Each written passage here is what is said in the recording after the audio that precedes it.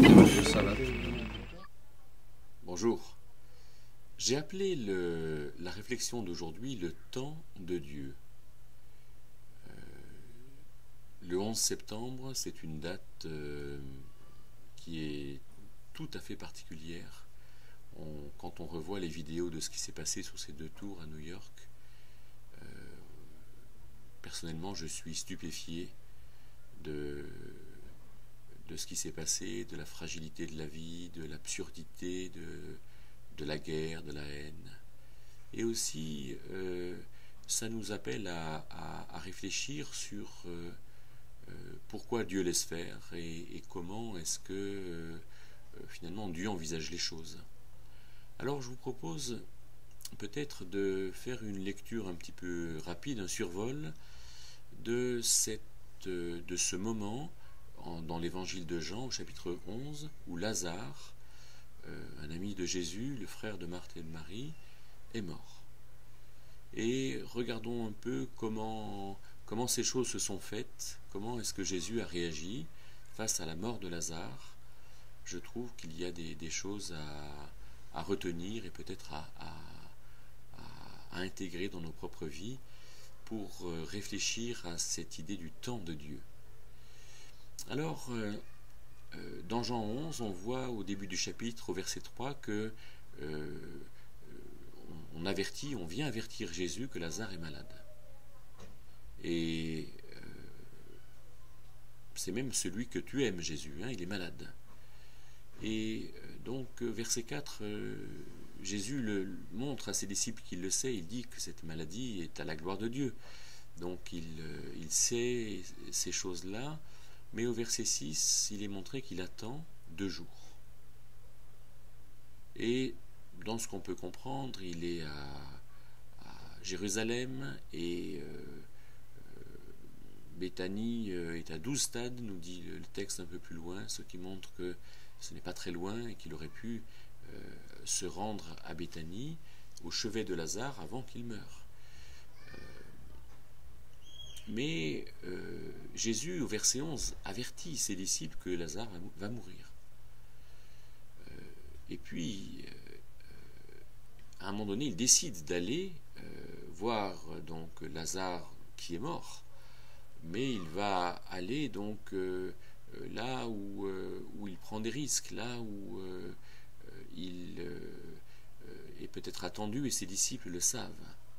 Et alors quand il arrive sur place à Béthanie, alors c'est Marthe, verset 21, puis Marie, verset 32, qui vont dire à Jésus, mais si tu avais été là, notre frère ne serait pas mort.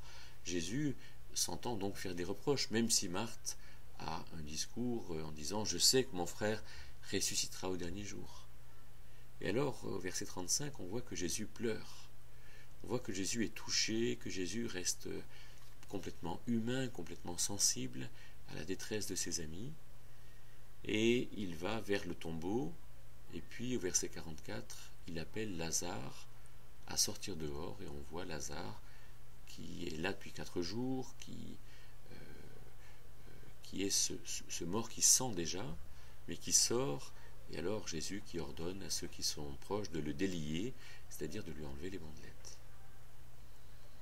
Alors qu'est-ce qu'on peut retenir de cette histoire? Il me semble que, en premier lieu, on entend que le temps de Dieu n'est pas le nôtre, et que Dieu peut ressusciter qui il veut ressusciter, que pour Dieu, la mort, la vie, tout cela est très important, mais n'est pas essentiel, que la mort, la vie sont dans les mains de Dieu, Dieu est tout-puissant, et qu'il y a un temps où Dieu fait, un temps où Dieu ne fait pas. Et donc si nous prions pour que ces choses se fassent, alors peut-être qu'on risque d'être déçus, parce que il faut comprendre ce qu'est le temps de Dieu, et comme nous le dit Jean ou Jacques, il nous faut prier selon la volonté de Dieu. Ensuite, la deuxième chose qui me semble être importante, c'est qu'il nous faut savoir attendre. Qu'est-ce que c'est que la patience? La patience, c'est d'être dans le temps de Dieu. La patience, c'est de se placer devant Dieu et de savoir être disponible, savoir être dans cette disponibilité pour que Dieu nous révèle les choses. Si les choses sont urgentes, eh bien, sachons attendre, sachant que Dieu nous révèle les choses, que Dieu nous montre, quel est le chemin où nous devons marcher. Et puis un troisième point peut-être, c'est que où est la réussite? Alors je crois que la réussite, elle est en Dieu, la réussite est dans la foi.